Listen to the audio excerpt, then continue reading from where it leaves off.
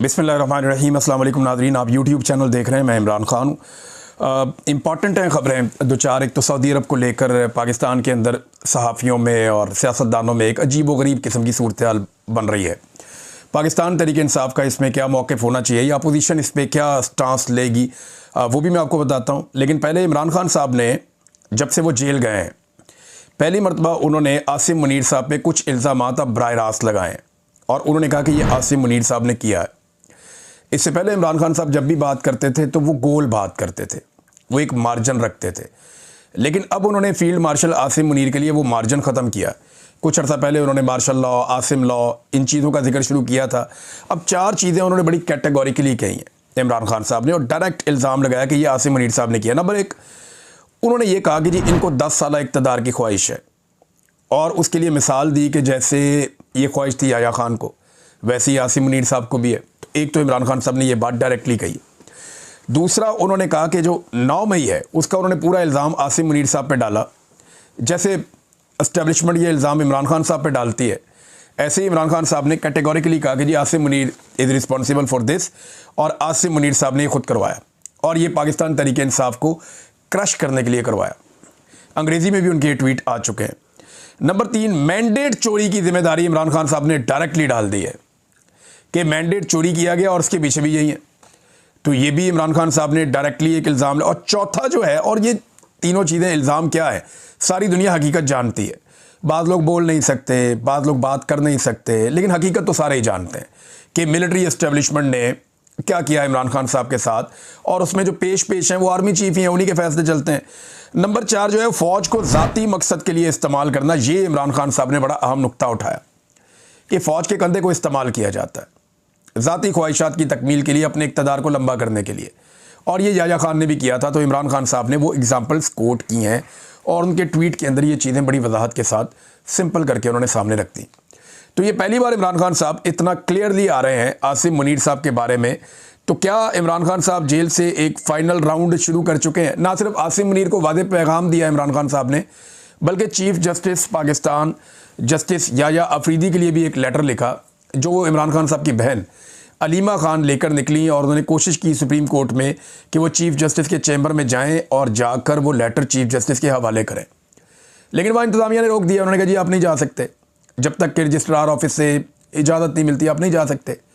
उन्होंने कहा जी इमरान खान साहब का खत है। लतीफ़ खोजा साहब ने कहा जी एक साइला है, साहिल है, तो वो अगर चीफ जस्टिस के पास जाना चाहें तो आप जाने दें, खत देना उन्होंने। तो इस पर उन्हें रोक दिया गया। लेकिन ख़त मैं आपको बता देता हूँ, ये उसका उर्दू ट्रांसलेशन है जो याया अफरीदी साहब को इमरान खान साहब ने ख़त लिखा। ख़त ये है, मैं आपको सिर्फ 31 किलोमीटर के फासले से लिख रहा हूँ, मगर सुप्रीम कोर्ट के दरवाजे मेरे और मेरी अहलिया के लिए बंद हैं।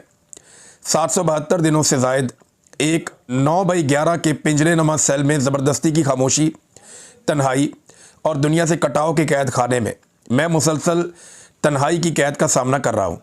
मेरे खिलाफ 300 से ज़ायद बेसरोपा, झूठे और सियासी बुनियादों पर कायम किए गए मुकदमात खोले गए हैं।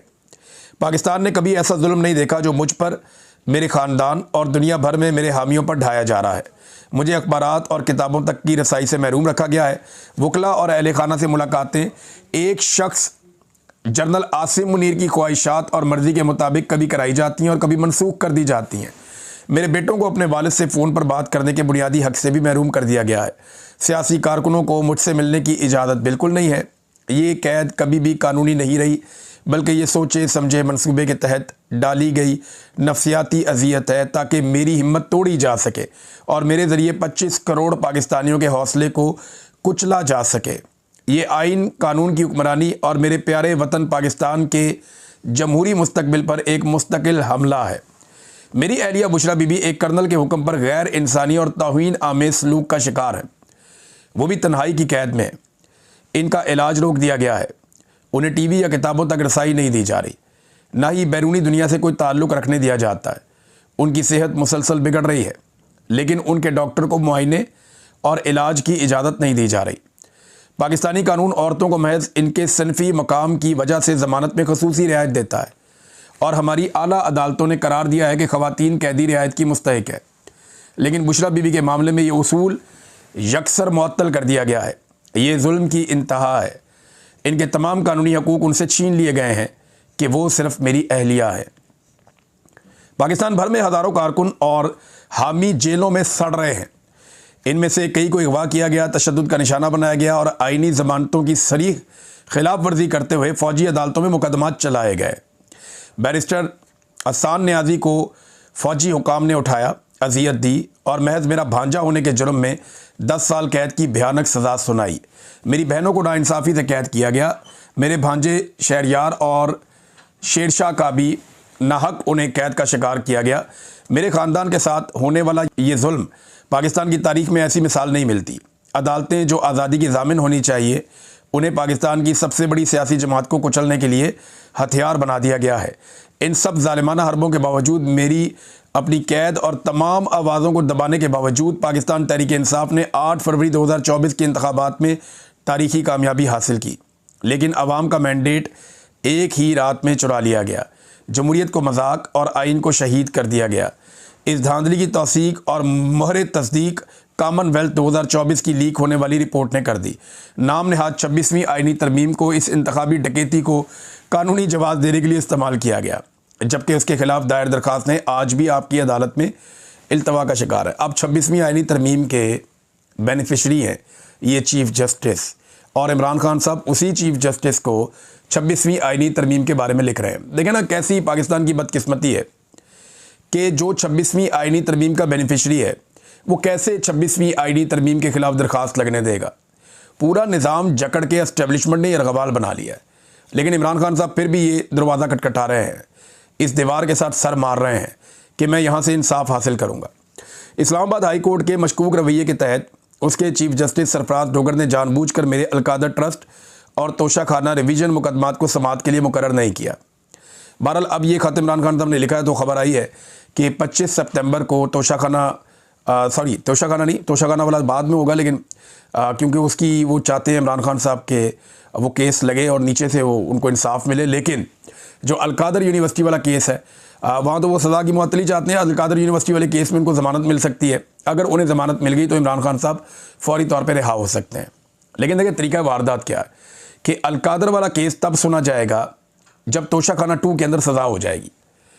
जब तोशाखाना 2 में सज़ा हो जाएगी फिर अलकादर केस सुना जाएगा। अब इमरान खान साहब के पास 2 ऑप्शन है, या तो अलकादर केस में उनकी फौरी तौर पे ज़मानत हो और वो बाहर आ जाएं, और तोशाखाना 2 में जब उनको सज़ा हो तो वो फिर अदालत से रुजू कर लें, या दूसरा केस उनके पास एक ऑप्शन ये है कि वो तोशाखाना 2 के अंदर समाअत को रुकवा दें कि जनाब ये समाअत आप रोकें, ये केस ठीक नहीं सुना जा रहा। तो वो समाअत को रुकवा के उसके बाद अपनी बेल हासिल करें और फिर बाहर आ जाएँ अलकादर वाले केस में। लेकिन एस्टेब्लिशमेंट नहीं चाहती कि इमरान खान साहब बाहर आएँ, और इस वक्त जनरल आसिम मुनीर और इमरान खान के बीच में एक लड़ाई चल रही है। कोई माने या ना माने, ये लड़ाई एक्चुअली एस्टेब्लिशमेंट और इमरान खान के बीच में। अब इनमें से जो जीतेगा वही आगे बढ़ेगा। अवाम इमरान खान के साथ खड़ी है, जबकि एस्टेब्लिशमेंट ने अपनी होशियारी से दुनिया में कुछ ताकतों को काबू कर लिया है। पाकिस्तान में पूरे निज़ाम को उन्होंने यरगमाल बनाया हुआ है। भारत और ताकत का इस्तेमाल वो अंधाधुंध कर रहे हैं, ये भी हम सब जानते हैं। तो इमरान खान साहब ने कहा कि जस्टिस सरफराज डोगर ने जानबूझकर मेरे अलकादर ट्रस्ट और तोशाखाना रिवीजन मुकदमात को समाअत के लिए मुकर्रर नहीं किया। उन्होंने मुकम्मल तौर पर गैर जानिबदारी तर्क कर दी है और इस्लामाबाद हाई कोर्ट को मेरे और मेरे साथियों के खिलाफ इस जालिमाना मुहिम का आला कार बना दिया है। मैं उन्हें याद दहानी कराता हूँ कि वो अपने हलफ को पूरा करें, ना कि फजूल पॉलिसी वजूहात के पीछे छुपे। मैं अपील करता हूँ कि ये अहम दरख्वास्तें फ़ौरन मुकर्रर की जाएँ। एक तो उन्होंने लिखा जी CLAP 65/2025 अलकादर अपील। दूसरा उन्होंने अलकादर अपील बुशरा बीबी की, अलकादर अपील इमरान खान की, और क्रिमिनल रिवीजन है इमरान खान बनाम रियासत एक और केस है 25/10। फिर एक और है 11/25, ये CLAP ये रिवीजन है, और ये बुशरा बीबी बनाम सरकार रियासत। ये इमरान खान साहब कहते हैं जी 4 केस उन्होंने बाकायदा अंग्रेज़ी में लिखकर भी भेजा अपने लेटर में कि इनको जनाब फौरी तौर पे सुना जाए। जब कानून की हुक्मरानी दफन हो जाती है तो कौमें बैरूनी दुश्मनों से नहीं बल्कि अंदरूनी जवाल से बर्बाद होती हैं। इस अदालत का हालिया फैसला जुल्फ़िकार दी भुट्टो के रेफरेंस में एक अलमनाक याद दहानी है। भुट्टो को 4 अप्रैल 1979 को रावलपिंडी की जेल में फांसी दी गई, जबकि सुप्रीम कोर्ट ने 2024 में करार दिया कि उन्हें मुनसिफाना ट्रायल और बुनियादी कानूनी अमल नहीं मिला था। असल इंसाफ वो है जो बर वक्त मिले, ना कि 44 साल के बाद बतौर एक ला हासिल अदालती फ़ैसला। मैं पाकिस्तान की सबसे बड़ी सियासी जमात का सरपरस्त आला होने के नाते आइन के मुताबिक सिर्फ वही चाहता हूँ जो मेरा हक है, इंसाफ, इज़्ज़त और कानून के सामने मसावात। लिहाजा मैं फौरी तौर पर तमाम अदालतों में ज़ेर इल्तवा दरखास्तों की समाअत का मुतालबा करता हूँ। मुझे जेल मैनुअल के मुताबिक अपने बेटों से फ़ोन पर बात करने की इजाज़त दी जाए, बुशरा बीबी के इलाज के लिए उनके डॉक्टर तक रसाई दी जाए और बिलाखिर पाकिस्तान की अदलिया की आज़ादी बहाल की जाए। आपके फैसलों की जरूरतमंदी इस कौम की तकदीर की किताब में लिखी जाएगी। आज पाकिस्तान एक फैसला कुन मोड़ पर खड़ा है। मैं आपसे अपील करता हूं कि आप अपने हलफ की पासदारी करें और कौम को दिखा दें कि सुप्रीम कोर्ट ऑफ पाकिस्तान उनके लिए इंसाफ का आखिरी सहारा है। ये जी इमरान खान साहब का लेटर है चीफ जस्टिस ऑफ पाकिस्तान को, मैंने आपको पढ़ के सुना दिया। अब आप घटियापन देखें, इस वक्त रियासत के अंदर जो एजेंसियां और इदारे काम कर रहे हैं, आप घटियापन की इंतहा देखें कि इन्होंने इद्दत जैसा बेशर्मी वाला केस चलाया। पूरे मुल्क में पाकिस्तान की एजेंसियों पे थू थू हुई कि यार इद्दत वाला केस तुमने चलाया। कोई एक मौलवी चंद उलमा इकराम को छोड़ के, जो सरकारी मुल्ला हैं जिनके बड़े बड़े नाम हैं, जो बड़े बड़े बेनिफिट्स लेते हैं, ताहिर अशरफी हो गया, मुफ्ती मुनीब हो गया और बहुत सारे मौलवी हैं, अब तो इनकी इज्जत करने को भी दिल नहीं करता कि ये इद्दत वाले केस में इन्होंने एक जुमला नहीं बोला, वहाँ इनकी ज़बान नहीं खुली, वहाँ ये डरते रहे एस्टेब्लिशमेंट से कि एस्टेब्लिशमेंट ने एक गंद मारा, लिहाजा हम इसके ऊपर नहीं बोलते। एक इस्लामी मामला था और अब क्या किया जा रहा है कि एक साइल पैदा किया गया। एक बंदा है, उसको मैदान में वो आता है अचानक से, नाम उसका शाहिद याकूब, कोई इसे नहीं जानता है, इमरान खान का ना ये रिश्तेदार है, ना बुशरा बीबी का रिश्तेदार, ना कोई जान पहचान। उसने जाके इस्लामाबाद हाई कोर्ट में दरख्वास्त दे दी है कि जनाब जो मियाँ बीवी है ना उनको तन्हाई में इजाज़त दी जाए इज़्दवाजी ताल्लुकात कायम कर। कैसा बेशर्म है यार, यानी कैसी बेशर्मी और ढिटाई है कि ये निज़ाम बाजी नहीं आ रहा गंद मारने से। भाई इमरान खान ने कभी तुम्हें माँ बहन की गालियाँ दी हैं? वो कभी तुम्हारी बीवियों और तुम्हारी बेटियों तक आया है? या कभी उसने तुम्हारे साथ कोई ऐसी गंदी और गलीज हरकत की है? यार हद हो गई यार, आप किसी जगह आपकी ब्रेकें नहीं लग रही। ये अदालत में कोई दरखास्त दिलवाने वाली है? यानी ये तो बेनज़ीर भुट्टो साहिबा के पास जो उनकी एक बेटी पैदा हुई छोटी वाली, कुछ लोग ये कहते हैं कि वो तब जरदारी साहब जेल में थे। तो यार क्या हो गया? कभी आज तक किसी सियासतदान ने ये घटिया हरकत की है या इसके ऊपर बात की हो? या सबको पता है यार इंसाफ होना चाहिए। ये कीचड़ उछालना बंद करें, लोगों को नीचा दिखाना, उनको, ये बहुत घटिया और गलीज हरकत है। अल्लाह ताला ना दुश्मन दे तो दे, कोई बात नहीं, लेकिन ज़र्फ़ वाला दे। आप सब अल्लाह से दुआ किया करें कि अल्लाह ताला अगर आपको दुश्मन देना तो ज़र्फ़ वाला दे। आपको अगर पाकिस्तान की एजेंसियों से जो सियासत में मुदाखलत करती हैं उनके साथ आपकी दुश्मनी हो गई है ना, तो वो किसी भी लेवल तक जाएंगे, घटियापन के आखिरी लेवल तक जाएंगे। जजों के कमरों के अंदर कैमरे लग गए, वो बेचारा रो रो के कह रहा था आदम स्वाति, उसके कमरे में कैमरे लग गए। लोगों को पकड़ के नंगा किया, उसको क्या नाम है, जमील फारूकी को, बेचारे को, आदम स्वाति को, बुजुर्ग आदमी है, शहबाज गिल को नंगा करके मारते रहे। यार ये इन्हें शर्म भी नहीं आती? कितना और गिरना है पाकिस्तानी कौम की नज़र में। और मेरे पास 2 लड़कियां लेकर आ गया ISI का ऑफिसर, मुझे कहता है जी इनके साथ तेरी वीडियो हम बना के अपने पास रख लेंगे, फिर तुझे तेरे घर भेज देंगे। और मैंने कहा मैं लानत भेजता हूँ, मुझे यहाँ गोली मार दो तुम। ये इस लेवल तक गिर जाता है निज़ाम। अब ये घटिया हरकत की है, करवाई गई है। अब इसका क्या ताल्लुक है इमरान खान से? बहुत ही अफसोसनाक है और बाज़ औक़ात तो यकीन नहीं आता कि ये निज़ाम इस लेवल तक नीचे गिर जाएगा। वो इमरान खान एक सियासी बात कर रहा है, सियासतदान है, वो खुलकर बात कर रहा है। इसका मतलब ये तो नहीं है कि आप उसकी निजी ज़िंदगी के ऊपर कीचड़ उछालेंगे। क्या औरत आपको सिर्फ वही लगती है जिसके साथ आपका सियासी मफाद हो, या जो आपके घर में रहती हो, या आपकी बीवी, आपकी बेटी, आपकी फैमिली? उनके लिए तो इज्जत बहुत है, आपकी बाकियों के लिए नहीं है। क्यों तस्हीक कर रहे हैं? 70 साल से ज़्यादा इमरान खान साहब की उम्र है, बुजुर्ग उनकी बीवी है, वो बेचारे जेल काट रहे हैं सख्त तरीन। उनको वजू का साफ पानी देने के लिए कोई दरखास्त नहीं आई, उनकी कैद तन्हाई खत्म करने के लिए कोई दरखास्त नहीं आई, उन्हें किताबें देने के लिए कोई दरखास्त नहीं आई, उन्हें सही खाना देने के लिए, उनके बच्चों से मुलाकात करवाने के लिए कोई दरखास्त नहीं आई। ये घटिया दरखास्त आई ताकि उनको डाउन किया जाए, उनके ऊपर कीचड़ उछाला जाए, गंद उछाला जाए। तो जैसा कोई होता है वो वैसा ही करता है। अब इसके अंदर नाजरीन आ जाए ज़रा सऊदी अरब वाले मामले पे। मोहम्मद बिन सलमान साहब जो है ना, इनके साथ मुआहदा हुआ, शहबाज शरीफ साहब गए, बड़ा प्रोटोकॉल वगैरह मिला। अब रोला ये पड़ा हुआ है कि पाकिस्तान में कुछ लोग इसके बारे में बात कर रहे हैं कि ये सऊदी अरब का और जो पाकिस्तान का एक दिफाई मुआहदा हुआ है, इसके बारे में कोई भी एक सवाल ना पूछा जाए, कोई भी मनफी बात ना की जाए। मज़े की बात यह है कि जितने जर्नलिस्ट, दानिशवर, ये दानिशवर नहीं है, दानिशवाड़ है, ये जितने भी दानिशवाड़ है ना, ये PMLN के या पीपल्स पार्टी से जिनके बड़े अच्छे ताल्लुकात हैं, ये सारे दानिशवाड़ माजी में जब मोहम्मद बिन सलमान ने पाकिस्तान का दौरा किया तो उस वक्त इन सारों ने, जमाल खशोगी एक जर्नलिस्ट हैं, उनका कत्ल हुआ था तुर्की के अंदर, और उनका कत्ल हुआ। दुनिया में बड़ी ये आवाज़ उठी थी। उस वक्त अमेरिका में डोनाल्ड ट्रंप की हुकूमत नहीं थी, पाकिस्तान में इमरान खान की हुकूमत थी। तो जमाल खशोगी का कत्ल के बाद पूरी दुनिया में बड़ा रोला पड़ गया। तो मोहम्मद बिन सलमान बहुत दबाव में थे। तो जब मोहम्मद बिन सलमान पाकिस्तान के दौरे पर आए उस वक्त, तो इन सारे दानिशवरों ने पाकिस्तान में जो है वो अपनी डीपी चेंज करके जमाल खशोगी की फ़ोटोज़ लगा दी और बड़ी आवाज़ें उठाई कि जनाब पाकिस्तान कैसे कर सकता है उसके साथ बात, वो तो यमन के ऊपर अटैक करते हैं, वो तो यमन के साथ लड़ना चाहते हैं, तो पाकिस्तान कैसे उनके साथ। उस वक्त ये सारे सवालात हलाल थे और जायज़ थे। आज अगर कोई एक सवाल करे तो कहते हैं जी गद्दार है तो मुल्क का दुश्मन है। ये कैसे सवाल कर सकता है, पाकिस्तान भूखा मर रहा है, हमें तो सऊदी अरब का तेल चाहिए, पैसे चाहिए। भाई सिंपल करते हैं ज़रा, इसको ज़रा सिंपल करते हैं और आपके सामने रखते हैं और उसूल की बात करते हैं। ये जो हरमैन शरीफैन है ना, मदीना और मक्का, क्या ये ख़तरे में है? पहला सवाल ये है। और अगर ये ख़तरे में है तो किससे ख़तरे में है? दूसरा सवाल ये है, क्या इनके ऊपर खुदा न खास्ता कोई हमला होने वाला है? तो पूरी दुनिया के मुसलमानों की ये जिम्मेदारी है और इन पर हमला मुसलमान नहीं होने देंगे। चाहे तुर्की है, चाहे मगरब में रहने वाले मुसलमान हैं, चाहे अफ्रीकन कंट्रीज़ में मुसलमान ममालिक हैं, बहुत सारे वहाँ पे मुसलमान लोग रहते हैं, एशिया में बहुत सारे मुसलमान मुल्क हैं, सेंट्रल एशिया में हैं। तो ये तमाम कभी भी नहीं चाहेंगे कि ऐसी कोई हरकत हो। गल्फ़ के अंदर भी सारे इकट्ठे हो जाएंगे। अल्लामा इकबाल ने कहा था कि एक हो मुस्लिम हरम की पासबानी के लिए, नील के साहिल से लेकर ताबगा के काशगर, कि नील से लेकर काशगर तक सारे मुसलमान इकट्ठे हो जाए हरम की पासबानी के लिए, उसकी हिफाजत के लिए। तो ये तो एक सेट पैटर्न है, मुसलमान कभी ये नहीं होने देंगे। तो किससे ख़तरा है? क्या इसराइल से ख़तरा है? क्या मुसलमान ममालिक मिलकर इसराइल को जवाब देने वाले हैं?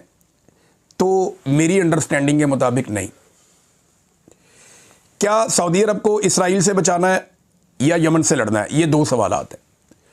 देखिए 2015 में जब सऊदी अरब ने पाकिस्तान से रब्ता किया, वो पाकिस्तान बहुत करीब पहुंच गया था इन मामलात के। एस्टेब्लिशमेंट उस वक्त भी चाहती थी कि सऊदी अरब के साथ एक दिफाई मुआहदा किया जाए और पाकिस्तान यमन के ख़िलाफ़ सऊदी अरब के साथ खड़ा हो जाए। तो उस वक्त पार्लियामेंट ने इसको मना कर दिया था। तब भी सऊदी अरब में बड़ी पाकिस्तानियों की गेम उठ गई थी। पाकिस्तानियों से बहुत प्यार शुरू हो गया था सऊदी अरब में, पाकिस्तानी बताते हैं उस वक्त।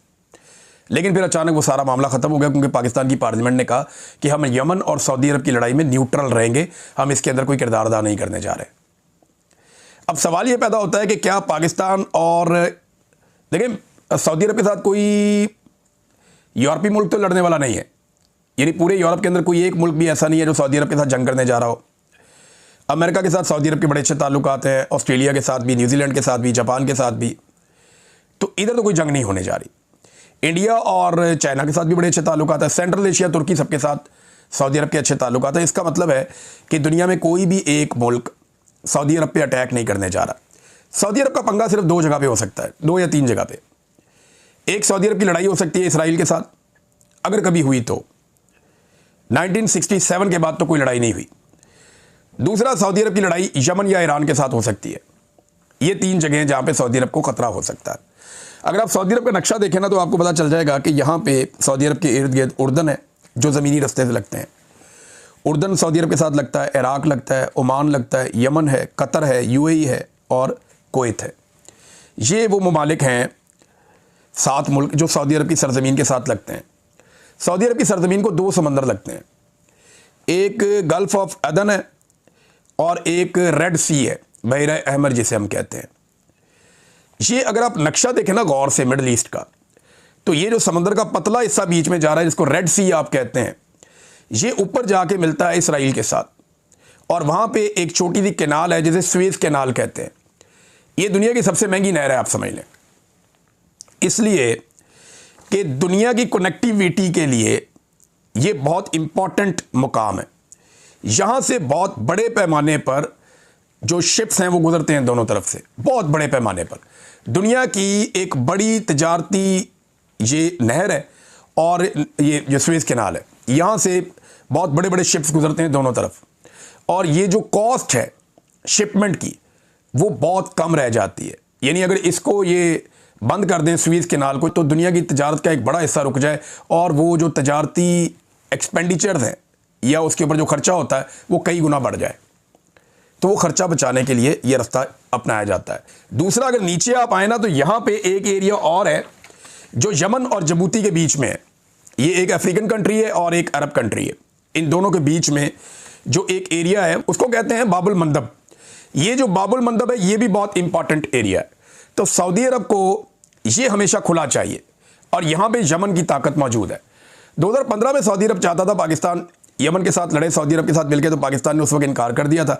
आज 10 साल के बाद पाकिस्तान और सऊदी अरब के बीच में एक दिफाई मुआहदा हुआ, तो ये सवाल अपनी जगह मौजूद रहेगा ना, क्यों नहीं पूछा जा सकता कि क्या सऊदी अरब और पाकिस्तान मिलकर इसराइल के साथ लड़ेंगे या सऊदी अरब और पाकिस्तान मिलकर यमन के खिलाफ लड़ेंगे। सवाल यह पैदा होता है। 10 साल पहले हमने फैसला किया था कि हम यमन के खिलाफ नहीं लड़ेंगे। अब क्या हमने अपना फैसला बदल लिया, ये हमें नहीं पता अभी, कुछ भी, कोई भी हमारे सामने सूरत-ए-हाल वाज़े नहीं है। लेकिन मजे की बात यह है कि माजी में जो लोग ये सवालात उठाते रहे या बातें करते रहे, आज वो इस तरह के सवाल का इशारा देने को भी गद्दारी करार दे रहे हैं कि ये गद्दारी है नहीं पाकिस्तान के साथ। How is it possible? भाई कल तुमने ये कहा हुआ है तो ये सवाल खत्म तो नहीं हो गया आज। दूसरा, ये जो एक बाबुल मंदब है, यहां पे अगर एक अच्छा कंट्रोल रहता है सऊदी अरब का, तो सऊदी अरब का जो ऑयल की प्रोडक्शन और वहां से जो तिजारत है उसको बड़ी सहूलत मिल जाएगी, बहुत बड़ी सहूलत मिल जाएगी, जो उन्हें चाहिए भी। तो ये यमन के साथ सऊदी अरब की जो लड़ाई है वो सिर्फ ज़मीन के लिए नहीं है, वो एक आबी गुजरगाह के लिए भी है और वो उनकी मईशत के लिए बहुत इंपॉर्टेंट है। तो पाकिस्तान का एक मुआहदा हुआ सऊदी अरब के साथ, अब इसमें पाकिस्तान को मिलेगा क्या पाकिस्तान के कर्जे अदा करने में सऊदी अरब मदद कर सकता है? ये एक बहुत इंपॉर्टेंट चीज़ है। पाकिस्तान की पूरी मईशत को संभालने में सऊदी अरब कितनी मदद कर सकता है, ये एक और इंपॉर्टेंट चीज़ है। दूसरा ये है कि अगर पाकिस्तान यमन के साथ एक लड़ाई करता है, याद रखें यमन जो है ना वो तर्न वाला नहीं है, वो लोहे का चना है, वरना वो अभी तक कुचल दिए जाते। वहाँ पे अगर आप एक छोटे से बच्चे को भी मिलते हैं ना, यमन मेरे दोस्त के हैं, वो बताते हैं जी छोटे छोटे बच्चे 12 साल के क्लाशनकोव्स लेकर घूमते हैं और वो उनको लड़ाई से इश्क है, वो जुनूनी किस्म की कौम है, वो लड़ने में बड़े माहिर हैं। तो अगर यमन के साथ पाकिस्तान एक लड़ाई में जाता है सऊदी अरब के साथ मिलकर, तो ईरान के साथ आपके ताल्लुकात अच्छे नहीं रहेंगे, क्योंकि ये शिया सुन्नी मामला भी है और यमन को ईरान हमेशा सपोर्ट करता रहा है। तो ये चीज़ें सारी आपको देखकर एक फॉरेन पॉलिसी बनानी होती है। लेकिन पाकिस्तान की मईशत इतनी बुरी तरह बर्बाद हो गई है, मिलिट्री एस्टेब्लिशमेंट ने SIFC बनाई और कोई सरमायाकारी नहीं आई।